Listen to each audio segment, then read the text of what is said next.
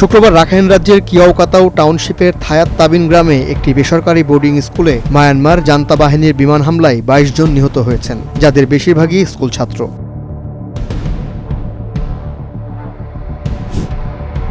স্পেনের প্রধানমন্ত্রী Pedro Sanchez ইসরায়েলের উপর গণহত্যার ট্যাগ বসানোর চেষ্টা করছেন বলে অভিযোগ করছেন ইসরায়েলের প্রধানমন্ত্রী বেনিয়ামিন নেতানিয়াহু। এই অভিযোগের পর শুক্রবার মাদ্রিদে তীব্র প্রতিক্রিয়া সৃষ্টি হয়েছে। পাকিস্তানের উত্তর পশ্চিমাঞ্চলে তালেবান জঙ্গিদের হামলায় অন্তত ১২ সেনা নিহত হয়েছেন। শনিবার সকালে দক্ষিণ ওয়াজিরিস্তান জেলায় এই হামলার ঘটনা ঘটে।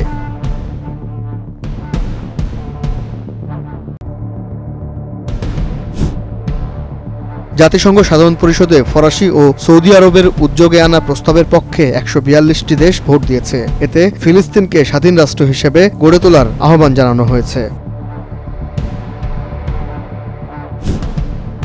অর্থ আত্মসাৎ, ঘুষ লেনদেন ও টেন্ডার জালিয়াতি সহ দুর্নীতির নানা অভিযোগে সন্দেহভাজনদের ধরতে ও নথি জব্দে পুলিশ শনিবার ভোরে ৭২টি স্থানে তল্লাশি চালিয়েছে।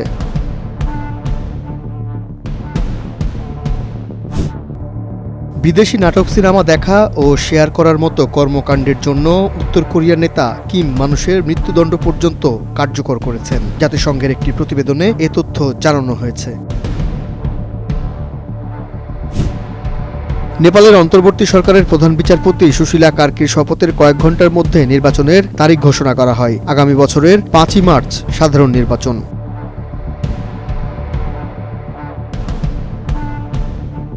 ইসরায়েলের প্রধানমন্ত্রী বেনিয়ামিন নেতানিয়াহুর ওপর মার্কিন প্রেসিডেন্ট ডোনাল্ড ট্রাম্প প্রশাসনের কর্মকর্তাদের অসন্তোষ ক্রমে বাড়ছে। কাতারে ইসরায়েলের সাম্প্রতিক হামলার পর ওয়াশিংটনের আশঙ্কা, জিম্মি মুক্তি সংক্রান্ত আলোচনাকে বানচাল করতে চাইছেন নেতানিয়াহু।